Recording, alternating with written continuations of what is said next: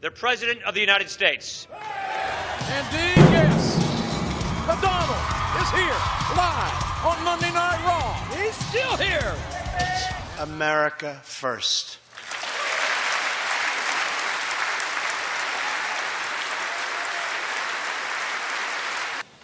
As we rebuild America's strength and confidence at home, we are also restoring our strength and standing abroad.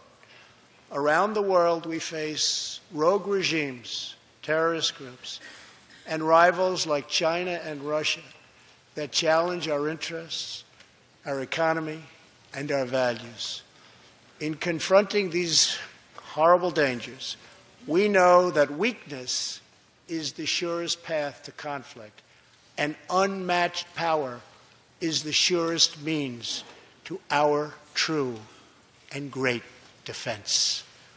For this reason, I am asking Congress to end the dangerous defense sequester and fully fund our great military.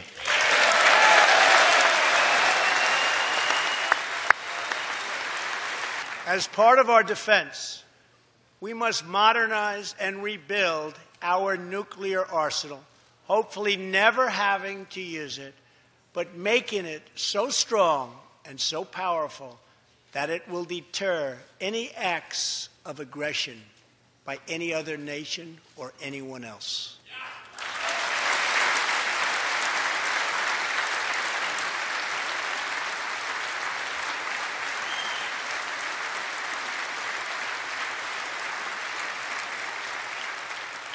Perhaps someday in the future there will be a magical moment when the countries of the world will get together to eliminate their nuclear weapons.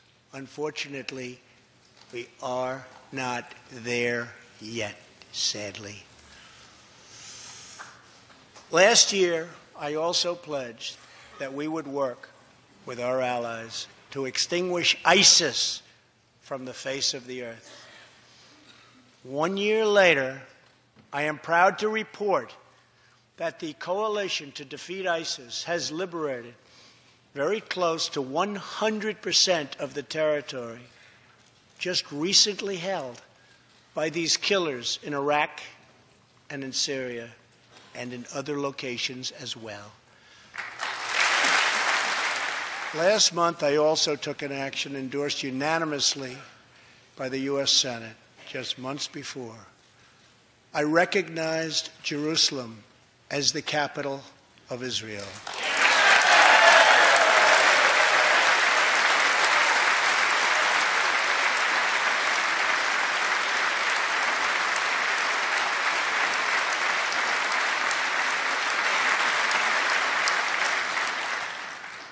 Shortly afterwards, dozens of countries voted in the United Nations General Assembly against America's sovereign right to make this decision.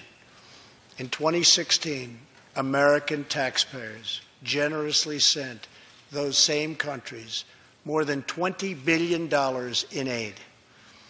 That is why tonight I am asking Congress to pass legislation to help ensure American foreign assistance dollars always serve American interests and only go to friends of America, not enemies of America.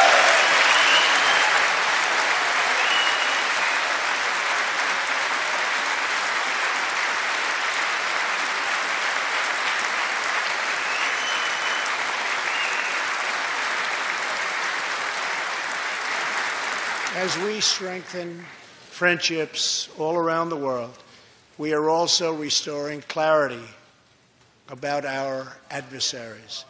When the people of Iran rose up against the crimes of their corrupt dictatorship, I did not stay silent.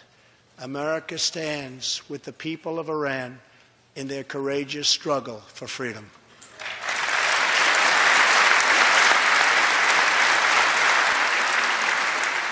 I am asking Congress to address the fundamental flaws in the terrible Iran nuclear deal.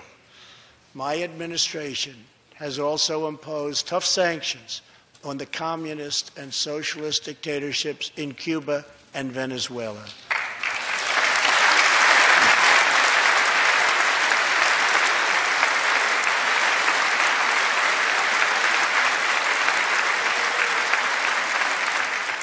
But no regime has oppressed its own citizens more totally or brutally than the cruel dictatorship in North Korea. North Korea's reckless pursuit of nuclear missiles could very soon threaten our homeland. We are waging a campaign of maximum pressure to prevent that from ever happening. Past experience has taught us that complacency and concessions only invite aggression and provocation. I will not repeat the mistakes of past administrations that got us into this very dangerous position. We need only look at the depraved character of the North Korean regime to understand the nature of the nuclear threat it could pose to America and to our allies. We are joined by one more witness to the ominous nature of this regime. His name is Mr. Ji Sung-ho. In 1996, Sung-ho was a starving boy in North Korea. One day he tried to steal coal from a railroad car to barter for a few scraps of food, which were very hard to get. In the process, he passed out on the train tracks, exhausted from hunger. He woke up as a train ran over his limbs. He then endured multiple amputations without anything to dull the pain or the hurt. His brother and sister gave what little food they had to help him recover and ate dirt themselves, permanently stunting their own growth. Later, he was tortured by North Korean authorities after returning from a brief visit to China. His tormentors wanted to know if he'd met any Christians. He had, and he resolved after that to be free. Sung-ho traveled thousands of miles on crutches all across China and Southeast Asia to freedom. Most of his family followed. His father was caught trying to escape and was tortured to death. Today he lives in Seoul, where he rescues other defectors and broadcasts into North Korea what the regime fears most: the truth. Today he has a new leg, but Sung-ho, I understand you still keep those old crutches as a reminder of how far you've come. Your great sacrifice is an inspiration to us all. Please, thank you.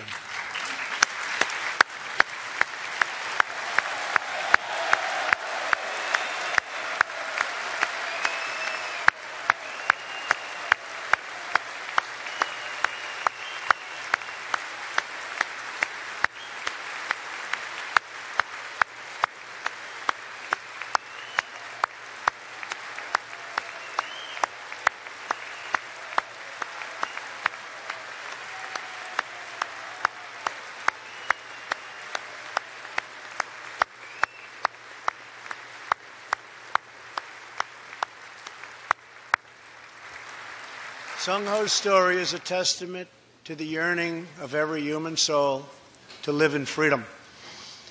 It was that same yearning for freedom that nearly 250 years ago gave birth to a special place called America. It was a small cluster of colonies caught between a great ocean and a vast wilderness. It was home to an incredible people with a revolutionary idea that they could rule themselves, that they could chart their own destiny, and that together they could light up the entire world. That is what our country has always been about. That is what Americans have always stood for, always strived for, and always done. And freedom stands tall over one more monument, this one, this Capitol, this living monument. This is the monument to the American people. But above all else, they are Americans. And this Capitol, this city, this nation, belongs entirely to them.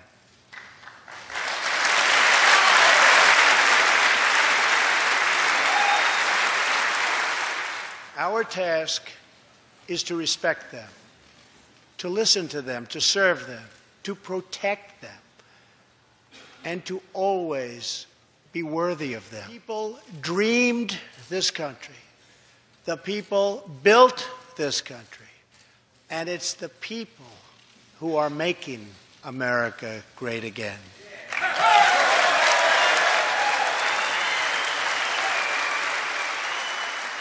As long as we are proud of who we are and what we are fighting for, there is nothing we cannot achieve.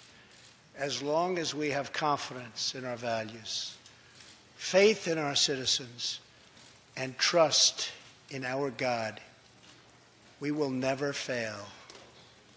Our families will thrive. Our people will prosper. And our nation will forever be safe and strong and proud and mighty and free. Thank you, and God bless America. Good night.